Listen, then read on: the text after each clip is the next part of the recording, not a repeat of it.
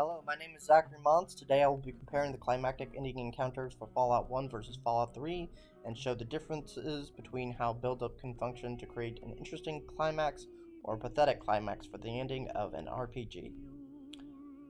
To start with Fallout 1, the main villain is the Master. The Master is never met with personally until the very end of the game, only mentioned by his minions.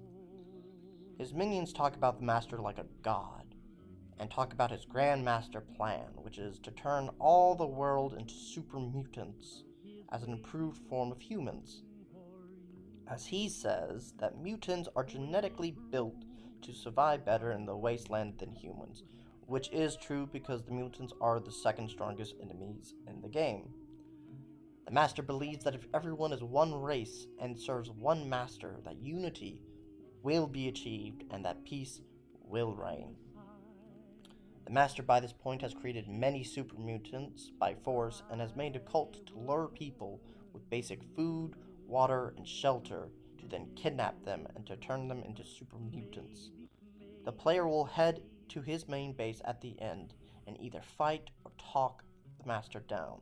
The Master doesn't attack because he wants to learn where the player's vault is, as vault dwellers are more suitable to become super mutants. If the player tries to talk the Master down, they will quickly learn that the Master doesn't care about killing people because he believes that his plan will lead to peace.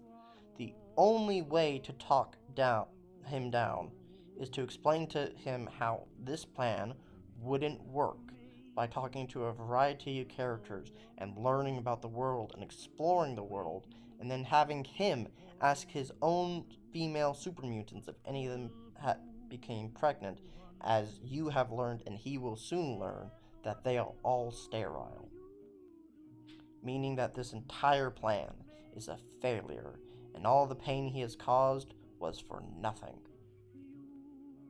He kills himself out of grief, haunted by what he has done, and it's a tragic end for such a monstrous character.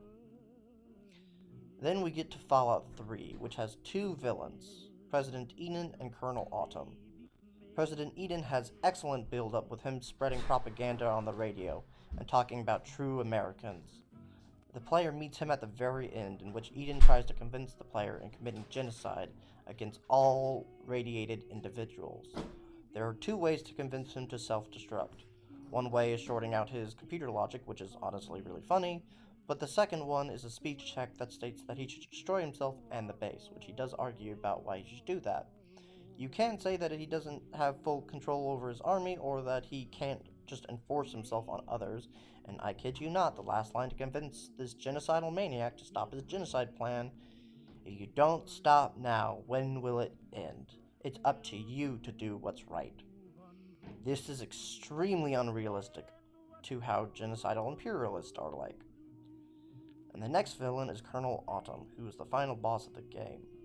The player meets the Colonel as their dad sacrifices themselves to stop the Colonel, but somehow survives this.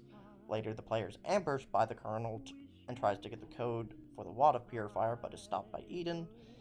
And it is shown through some exploration that the Colonel didn't want to commit genocide, but used the disaster that poisoning the water supply would cause would bring more people under the Enclave's control. Then the player can spare or kill the Colonel. However, this encounter has a very similar problem to Eden, as with a few lines of dialogue, can convince this genocidal imperialistic colonizer to stop his plans by saying that more fighting will simply make things worse, which makes Eden and the Colonel's philosophy feel like tissue paper.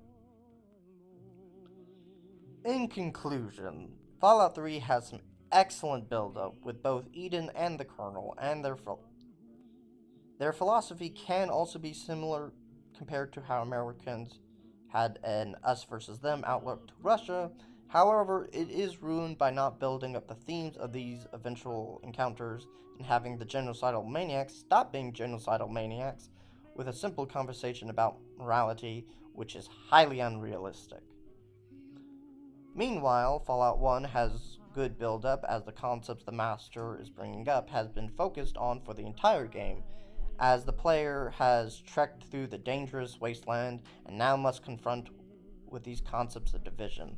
The Master is also a great villain, as he can't be talked down with morals, but by why his plan wouldn't work, which destroys him emotionally, leaving a tragic impact for the final encounter.